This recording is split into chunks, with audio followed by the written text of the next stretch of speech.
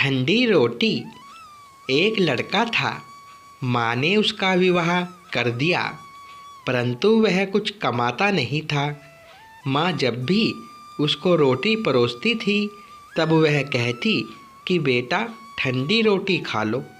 लड़के की समझ में नहीं आया कि माँ ऐसा क्यों कहती है, फिर भी वह चुप रहा। एक दिन माँ किसी काम से बाहर गई तो जाते समय अपनी बहू उस लड़के की स्त्री को कह गई कि जब लड़का आए तो उसको रोटी परोस देना। रोटी परोसकर कह देना कि ठंडी रोटी खा लो। उसने अपने पति से वैसा ही कह दिया तो वह चिढ़ गया कि माँ तो कहती ही थी, यह भी कहना सीख गई। वह अपनी स्त्री से बोला कि बता रोटी ठंडी कैसे हुई? रोटी भी गर्म है, दाल साग भी गर्म है, फिर तू ठंडी रोटी कैसे कहती है? वह बोली कि यह तो आपकी माँ जाने। आपकी माँ ने मेरे को ऐसा कहने के लिए कहा था, इसलिए मैंने कह दिया। वह बोला कि मैं रोटी नहीं खाऊंगा, माँ तो कहती ही थी, तो भी सीख गई। माँ घर आई तो उसने बहू से पूछा कि क्या लड़के ने भोजन कर लिया? वह बोली कि उन्होंने तो भोजन किया ही नहीं, उल्टा नाराज हो गए। माँ ने लड़के से पूछा तो वह बोला कि माँ तू तो रोज़ कहती थी कि ठंडी रोटी खा ले और मैं सह लेता था, अब यह भी कहना सीख गई। रोटी तो गर्म होती है, तू बता कि रोटी ठंडी कैसे है? माँ ने पूछा कि ठंडी रोटी किसको कहते हैं? वह बोला सुबह की बनाई हुई रोटी शाम को ठंडी होती है, ऐसे ही एक दिन की बनाई हुई रोटी दूसरे दिन ठंडी होती है।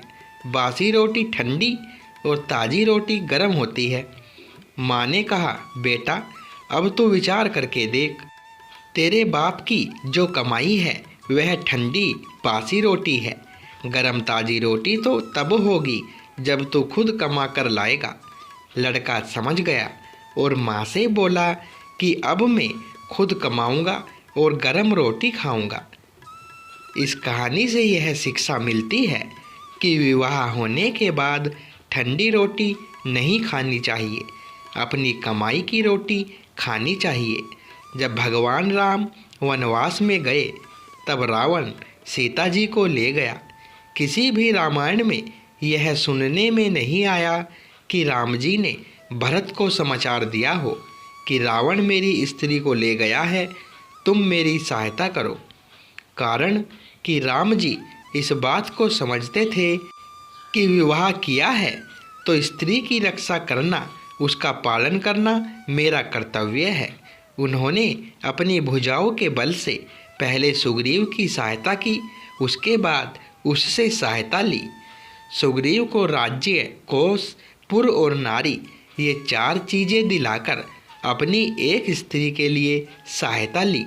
इसलिए विवाह तभी करना चाहिए जब स्त्री का और बच्चों का पालन पोषण करने की ताकत हो। यह ताकत न हो तो विवाह नहीं करना चाहिए।